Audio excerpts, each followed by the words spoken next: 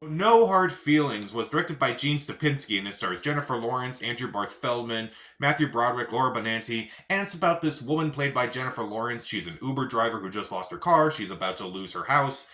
And so she sees this weird ad in the paper saying, "Want a Buick Regal? Date our 19-year-old son." And so she takes him up on the offer and tries to get with this 19-year-old kid and tries to make him come out of his shell. So this was a movie that I was not really looking forward to. The trailers themselves didn't look that good. I just didn't laugh that much. And I kind of wanted to give this a chance because Gene Stupinski has directed a few good movies. He directed Good Boys, which I thought was pretty funny. He was also heavily involved with The Office, which is one of my favorite shows of all time. Meanwhile, Jennifer Lawrence, in my opinion, is one of those actresses that no matter what movie she's in, good or bad, she's usually one of the best parts of that movie. She's usually really good in movies, regardless. Like I didn't love Don't Look Up. She was really good in that movie. Didn't love Red Sparrow, but she was really good in that movie. Mother, I actually think is a really underrated performance. And so I was kind of interested to see like why she would do this movie, why she was getting involved with a raunchy comedy like this.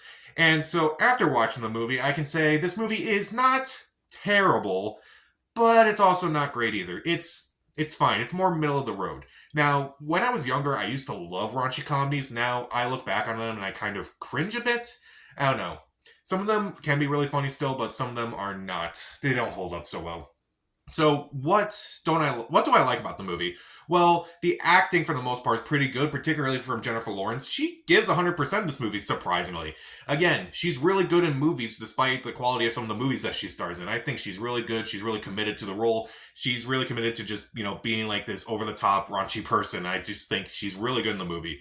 Also, surprisingly, really good in this movie is Andrew Barth Feldman, the kid who, the 19-year-old. I thought he was really good in this movie, and I actually do believe it when he, starts coming out of his shell, starts being less shy and such. And I do think it has a really good message of the movie. It's like, it's not easy to come out of your shell. It's not easy to just interact with people. It may come easy to some people, but it's not going to be easy to others. And I feel like that's a really good message for a movie like this. I feel like a message like that would not be in a raunchy comedy from like 15 years ago, like in a movie like Superbad, for instance. Like, I do think the message of the movie is actually really sweet. So, despite the raunchiness of this movie, it is a very sweet message. It goes into several directions I thought it wouldn't go into. I feel like if this movie had come out back in that era when I was really into raunchy comedies, 15, 16 years old, I probably would have, I probably would have expected it to go in a completely different direction than I would now. And I think it does play into that whole aspect. It's like, times have changed since then. And I do think it works really well in this movie. And admittedly, the most important thing in a comedy is the jokes. And do think a lot of the jokes do land. Admittedly, I did laugh in this movie, so I'm not going to say, oh, I didn't laugh in this movie. There are definitely some really funny bits here and there. There's one really wild but hilarious bits involving like when they're swimming in the ocean and such. I won't spoil it by any means, but it's actually a really funny scene and it's really over the top. And I'm surprised that Jennifer Lawrence would do that. It's so funny, in my opinion. But other than that, let's talk about the things I don't really like in this movie. First off, it has a few cliches here and there that I just don't like.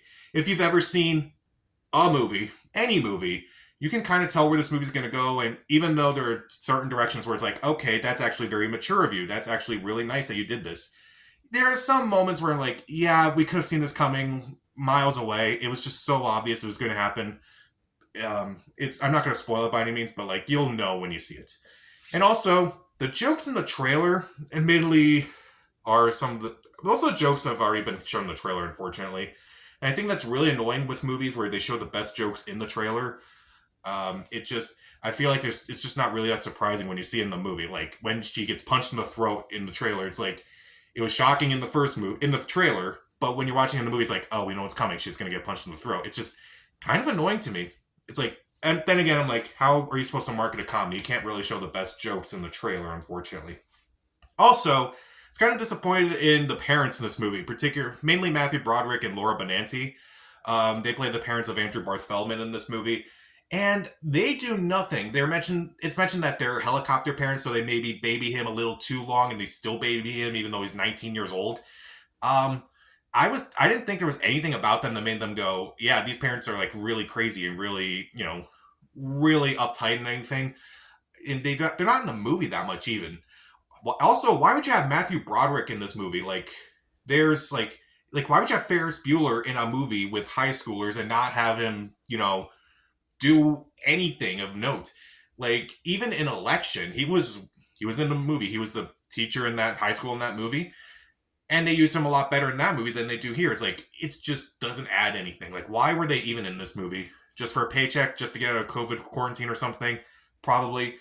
There are parents in this movie who actually do worse things than them. Like, there's a group of parents who actually allow their kids to have a party where there is alcohol and they're still in high school and such. Why? Just why? And also, I was kind of turned off by the premise of this movie. It was definitely really creepy. It was really cringy. And I'm like, do I really want to see this? It just sounds really creepy. And I'm just kind of thinking, too, imagine if the roles were reversed. Imagine if it was a 30-year-old dude and it was a 19-year-old girl. I feel like the reaction to it would be far worse than the movie that we actually got right now. It just, I feel like the movie doesn't really call it out even. Like, it calls it out a few times where it's like, how old are you exactly? And she's like, oh, I'm around 30.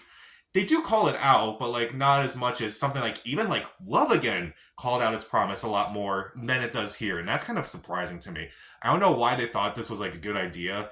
I just I just kind of felt a little icky about going into this movie before actually seeing it.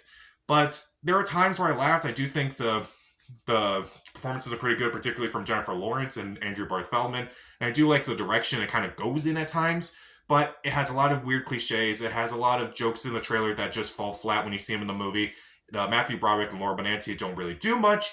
And if you can at least kind of get past the premise, it can be funny at times, but it just didn't really say the fact that, like, I just felt like at times it was definitely funny, but like not very funny. Like I wanted to be like laughing throughout this entire movie, and I laughed about half the time. So I'll give No Hard Feelings 2 out of 4 stars. Stream it. So, what's your favorite movie that stars Jennifer Lawrence? Comment down below, subscribe to the channel. This is Pat. Stay safe.